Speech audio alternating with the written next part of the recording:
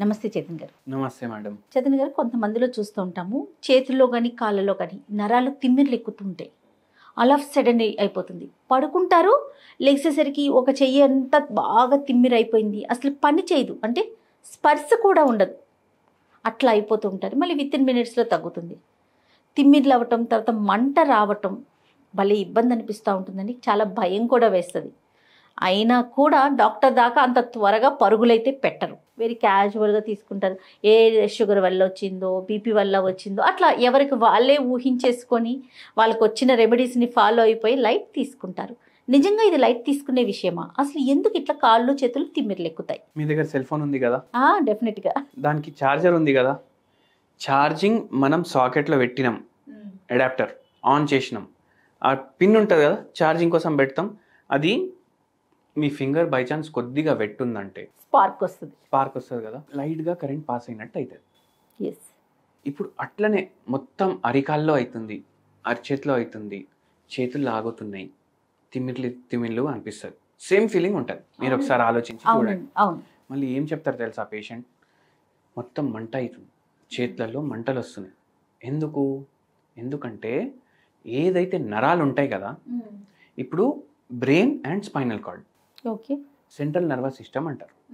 అంటే మన బుర్ర ప్లస్ వీపు, నడుము, మెడ, ఇక్కడ స్పైనల్ కార్డ్ పాస్ అవుతుంది. స్పైనల్ కార్డ్ ఏదైతే పాస్ అవుతుంది కదా, ఇప్పుడు అరికాల్లో మంటలు ఉన్నాయి. సేమ్ అదే ఫీలింగ్ ఉంటుంది. చార్జర్ ఇట్లా పిన్ తగిలితే ఎట్లా ఫీలింగ్ ఉంటుంది, అదే ఫీలింగ్, కానీ మొత్తం పాదాల్లో ఉంటుంది. ఇక్కడ ఓన్లీ ఒక టిప్ మీద వస్తుంది కాబట్టి మనం చేయి తీసేస్తాం, ఓన్లీ ఆ టిప్ వరకే అనిపిస్తుంది. కానీ మొత్తం బాడీనే అట్లా అనిపిస్తే ఎట్లుంటుంది మనిషికి? అవునా కదా? అవునండి. మనకు బై ఛాన్స్ డిహైడ్రేషన్ అయింది, సన్ స్ట్రోక్ అయింది, మనం ఏం తీసుకుంటాం? ఓఆర్ఎస్ తీసుకుంటాం, అంతే. ఓరల్ రీహైడ్రేషన్ సాల్ట్స్ అంటారు దాన్ని. ఇప్పుడు ఈ ఓఆర్ఎస్ని ఓరల్ రీహైడ్రేషన్ సాల్ట్స్ అని అంటాం కదా, దానికి ఎలక్ట్రోలైట్స్ అనేసి కూడా అంటాం. ఎలక్ట్రాల్ పౌడర్ అనేసి మనం చిన్నప్పుడు విన్నాం కదా. ఎలక్ట్రాల్ అని ఎందుకు చెప్తారు దాన్ని? ఎలక్ట్రోలైట్స్ ఉంటాయి దాంట్లో. ఇవి ఏం చేస్తాయి అంటే మన బాడీ కరెక్ట్గా నడిచేటట్టు చూస్తుంది.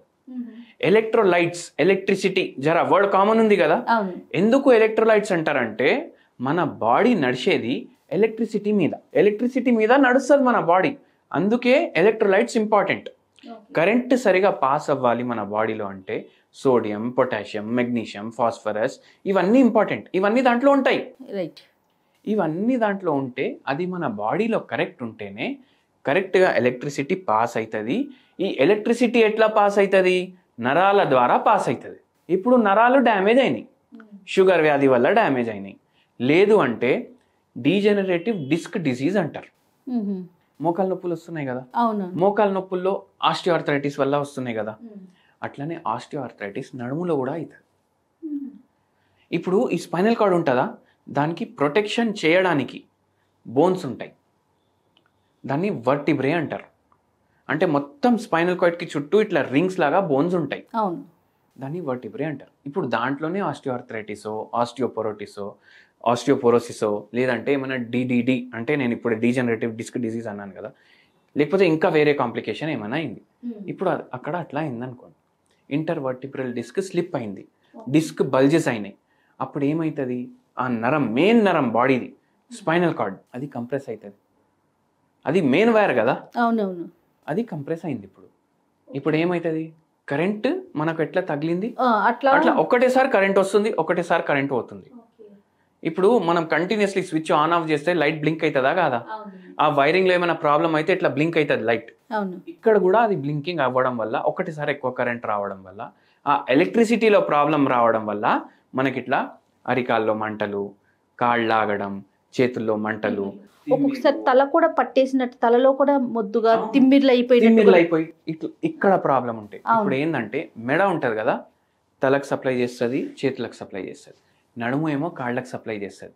అయితే మీకు తిమ్మిర్లు ఎక్కడ వస్తున్నాయి, ఇట్లా షార్ట్ కొట్టినట్టు ఎక్కడ అవుతుంది?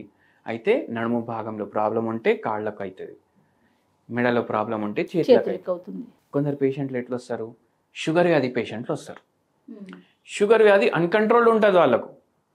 షుగర్ వ్యాధి అన్కంట్రోల్డ్ ఉండి ఈ నరాల ప్రాబ్లం స్టార్ట్ అవుతుంది. ఇప్పుడు ఒక పేషెంట్ వచ్చారు, అరికాల్లో మంటలు, అరికాల్లో తిమ్మిర్లు, మళ్ళీ రైట్ హ్యాండ్లో నమ్నెస్ ఫీలింగ్ ఉంది, స్పర్శ వస్తలేదు. ఓకే.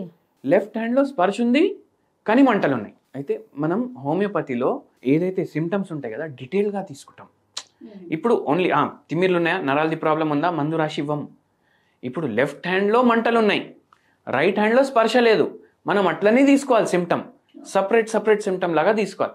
మళ్ళీ అరికాల్లో కూడా ఇట్లా చీమలు కరిచినట్టు అవుతుంది, తిమ్మిర్లు వస్తున్నాయి అంటే దాన్ని అట్లనే తీసుకోవాలి. అట్లా తీసుకొని ఇండివిజువలైజ్గా మన అప్రోచ్ ఉంటుంది. ఈ పేషెంట్కి కూడా అట్లనే చేసి మందులు ఇచ్చినాం, దేవుని దయతోటి తగ్గింది కూడా పేషెంట్కి. మళ్ళీ షుగర్ వ్యాధి కూడా మెల్లమెల్లగా రివర్స్ అయింది. అయితే షుగర్ వ్యాధి ఉంటే కూడా అన్కంట్రోల్డ్ ఉంటే కూడా ఈ నరాలు డ్యామేజ్ అవుతాయి. ఎందుకు? ఎలక్ట్రోలైటిక్ ఇంబ్యాలెన్స్ అయ్యే ఛాన్సెస్ ఎక్కువ ఉంటాయి పేషెంట్లకు. మళ్ళీ దాని తర్వాత ఏదైనా డిడిడి అయింది, లేదంటే స్పాండిలోసిస్ అయింది, స్పాండియోలిథియాసిస్ అయింది, ఇంటర్వర్టిబ్రల్ డిస్క్స్లో బల్జెస్ వచ్చినాయి, దాంతో కూడా మనకి ఇవన్నీ సిమ్టమ్స్ ఉంటాయి. అయితే నరాలు అందరికీ తెలుసు. చాలా మందికి ఏం డౌట్ ఉంటుంది, అరే నా నరాల్లో రక్తం పోతుంది అనేసి డౌట్ ఉంటుంది. కానీ రక్తం పోతలేదు, కరెంట్ పోతుంది. అది ఆ కరెంట్ కరెక్ట్ పోతేనే మీ బాడీ కరెక్ట్గా నడుస్తుంది. లేకపోతే ఇట్లా షాకులు కొట్టినట్టు, తిమ్మిర్లు వచ్చినట్టు అట్లా. దీనికి సరైన ట్రీట్మెంట్ ఉందండి హోమియోలో? పర్మనెంట్ ట్రీట్మెంట్ మనం ఎక్స్పెక్ట్ చేయొచ్చు అంటారా చేతన్ గారు? అయితే డీజనరేటివ్ డిస్క్ డిజీజ్ అనేసి నేను చెప్పినా కదా, ఒక్కొక్కసారి చాలా పాడైపోతాయి. అయితే న్యూరోలాజిస్ట్స్ ఏమంటారు, సర్జరీ చేయించుకోవాలంటారు. ఇప్పుడు మోడర్న్ మెడికల్ సైన్స్ ప్రకారం అయితే సర్జరీ చేయించుకోవాలి. అయితే ఒక పేషెంట్కి షుగర్ మొత్తం అన్కంట్రోల్డ్ ఉంది. ఆ పేషెంట్కి ఎక్కడైతే వర్టిబ్రే ఉండాలి కదా అవి జరిగిపోయినాయి. అండ్ దాంట్లో ఆస్టియోపోరోటిక్ చేంజెస్ కూడా ఉన్నాయి, డీజనరేటివ్ చేంజెస్ కూడా ఉన్నాయి.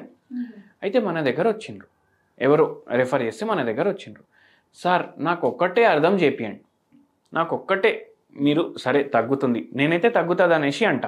ఎందుకంటే హోమియోపతిలో అన్ని వ్యాధులకు ట్రీట్మెంట్ ఉంది, నేనైతే తగ్గుతుంది అనేసి అంట కదా పేషెంట్కి. పేషెంట్ నాకేమన్నారంటే, నాకు ఒక్కటే మాటకి సమాధానం చెప్పండి, డాక్టర్ ఏమంటారు ఓపెన్ చేసి సెట్ చేయాలి. ఇప్పుడు మీరు చేయి కూడా ముట్టుకుంటలేరు, ఎలా తగ్గుతుంది? ఎట్లా బోన్ మళ్ళా జరుగుతుంది, ఎట్లా జరుగుతుంది బోన్? అయితే నేనేం చెప్పినా, ఇది ఒక రోజులో అయినది 10 రోజుల్లో అయింది కాదు, మీరు స్టార్టింగ్ నుంచి గుర్తు చేసుకోండి. మీరేం పని చేస్తారని అడిగినా నేను. బ్యాంక్ ఎంప్లాయీ సార్ అన్న. మొత్తం రోజు కంప్యూటర్ ముంగట ఉంటారా? అవును ఉంటాను. ఒంగి చూస్తారా కంప్యూటర్ని? అవును చూస్తాను. ఎన్ని ఏళ్ళ నుంచి చూస్తున్నారు? 15-20 ఏళ్ళ నుంచి నేను అదే పని మీద ఉన్నా సార్ అని అన్నారు. అయితే మీ పోస్చరే తప్పు ఉంది. పోస్చర్ తప్పు ఉండడం వల్ల మీకు స్టార్ట్ అయిన వచ్చు ప్రాబ్లం. మళ్ళీ షుగర్ వ్యాధి ఉంది. అయితే మనం ఏం చేస్తామంటే మనం మందులు ఇస్తాం. మన మందులు హోమియోపతి మందులు డైరెక్ట్ నరాల మీదనే పనిచేస్తాయి. నరాలు ఉంటాయి కదా అవి సిగ్నల్ పంపించాలి. ఒక మందు వచ్చింది బాడీలో, ఈ ఫలానా ప్లేస్లో ప్రాబ్లం ఉంది, అది సెట్ అవ్వాలి అనేసి నరాలు సిగ్నల్ పంపిస్తే ఆటోమేటికలీ బాడీనే సెల్ఫ్ హీల్ చేసుకుంటారు. మీరేం చేయాల్సిన పని ఏంది? మందు టైంకి వేసుకోవాలి, పోస్చర్ కరెక్ట్ మెయింటైన్ చేసుకోవాలి. ఫుడ్ విషయంలో కేర్ తీసుకోవాలంటారా? ఫుడ్ విషయంలో డెఫినెట్లీ కేర్ తీసుకోవాలి. ఇప్పుడు షుగర్ అన్కంట్రోల్డ్ ఎందుకు ఉంది? ఎందుకంటే మన ఫుడ్ చక్కగా లేదు కాబట్టి. అంతేగా. అయితే ఫుడ్ విషయంలో మీరు జాగ్రత్తలు తీసుకోవాలి. ప్రోటీన్ కంటెంట్ ఫుడ్ ఎక్కువ చేయండి, ఫైబర్ కంటెంట్ ఫుడ్ ఎక్కువ చేయండి, కార్బోహైడ్రేట్ కంటెంట్ ఫుడ్ తక్కువ చేయండి, అంతే. అట్లా చేసుకుంటా మీరు మందులు వాడండి. పోస్చర్ మీద మీరు కొంచెం ఫోకస్ పెట్టుకోండి, మంచిగా అయిపోతుంది. ఆ పేషెంట్కి నొప్పులు, మంటలు, తిమ్మిర్లు అన్ని 4 నెలల్లో 80% తగ్గిపోయినాయి. 1.5 years 2 years పడ్డది, పూర్తిగా నయమైంది. కంట్రోలే కాదు, పేషెంట్కి కొద్ది వరకు రిపేర్ కూడా అయిపోతుంది. ఇప్పుడు 50 ఏండ్లు ఉన్నాడు పేషెంట్, లేకపోతే 60 ఏండ్లు ఉన్నాడు పేషెంట్. ఆ పేషెంట్కి మొత్తం 20 ఏండ్లో బొక్కలు ఎట్లుంటాయి అట్లా చెయ్యం, మనం చేయలేము. 60 ఏండ్లకు ఎట్లా ఉన్నాయి అట్లా చేసేస్తే కూడా అది తగ్గిపోయినట్టే కదా. సో అట్లా ఈ పేషెంట్కి కూడా అట్లనే యాజ్ ఎర్లీ యాజ్ ఒక మంచి డాక్టర్ని కన్సల్ట్ చేయటం అనేది చాలా ఇంపార్టెంట్, అంతే కదా చేతన్ గారు? ఏదైనా దీనికి సంబంధించి ఏదైనా మంచి రెమెడీ ఉంటే చెప్తారా? మంచి రెమెడీ చెప్తాను చూడండి. మనకు రక్తం కూడా సరిగా లేకపోతే నరాలకి బ్లడ్ సప్లై తగ్గుతుంది. నరాలకు బ్లడ్ తగ్గిందంటే ఆక్సిజన్ తగ్గుతుంది, ఐరన్ తగ్గుతుంది, మినరల్స్ తగ్గుతాయి, అన్ని తగ్గుతాయి. బ్లడ్ ఏమో మొత్తం ట్రాన్స్పోర్టేషన్ పని చేస్తుంది బాడీలో. అంటే ఆక్సిజన్ని ఒక కాడికి వెళ్ళి ఇంకో కాడికి తీసుకెళ్లడం, న్యూట్రియంట్స్ని ఒక కాడికి వెళ్ళి ఇంకో కాడికి వెళ్ళి తీసుకెళ్లడం. సో అట్లా నరాలకు కూడా బ్లడ్ తగ్గింది, షుగర్ పెరిగింది బాడీలో, ఎక్కువ షుగర్ కూడా పోతుంది అంటే నరాలు చక్కగా పనిచేయవు ఒక్కొక్కసారి. అయితే దీనికి మంచి హోమ్ రెమెడీ ఏంటంటే మునక్కాయలు ఉంటాయి కదా, మునక్కాయలు డైలీ ఏదో రూపంలో మీ డయట్లో మీరు ఇంక్లూడ్ చేసుకోండి. పప్పు చేసుకుంటే మునక్కాయలు వేసుకోండి, సాంబార్ చేసుకుంటే మునక్కాయలు వేసుకోండి, ఒకరోజు మునక్కాయ కర్రీ చేసుకోండి. మళ్ళా దీని లీవ్స్ది పౌడర్ కూడా వస్తుంది. అవును, మునగాకు పౌడర్ అది మీరు రెగ్యులర్లీ మీ డయట్లో వాడండి. ఓకే. దాని పొడి కూడా వస్తుంది. పొడి ఇప్పుడు పుట్నాల పొడి వేసుకొని మనం తింటాం కదా, దోశల మీద వేసుకుంటాం, అట్లా మునక్కాయల పొడి కూడా వస్తుంది. అది మీరు ఇంట్లో సెల్ఫ్గా ప్రిపేర్ చేసుకోవాలి. బయటికి వెళ్ళి తెస్తే ఏం ఆయిల్ వాడతారు, ఏం వేస్తున్నారు, ఎంత మునక్కాయ వేస్తున్నారు మనకు తెలియదు కదా. ఇంట్లో చేసుకోండి.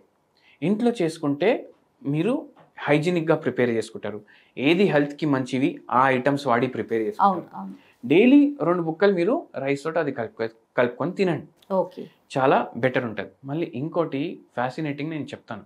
ఇప్పుడు దీంట్లో ఎన్ని బెనిఫిట్స్ ఉన్నాయి అంటే మనకు బోన్స్కి బెనిఫిట్, జాయింట్స్కి బెనిఫిట్, మనకు స్లీప్కి బెనిఫిట్.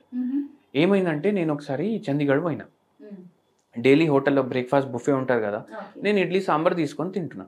నా పక్క టేబుల్ మీద వాళ్ళు అక్కడ వాళ్ళే ఉండే. అయితే మునక్కాయ వస్తుంది కదా సాంబార్లో, అరే ఇది ఏంది ఎందుకు వేస్తారు, ఇది నాకు అర్థమే కాదు అనేసి తీసి పడేసిండ్రు. అది బంగారంకి సమానం మన బాడీకి. అవును. సో దీని హెల్త్ బెనిఫిట్స్ మీరు తెలుసుకోండి. తెలుసుకున్న తర్వాత మీరు ఆటోమేటిక్ ఇంక్లూడ్ చేసుకుంటారు మీ డయట్లో. రైట్ అండి, థ్యాంక్ యూ సో మచ్. నమస్తే.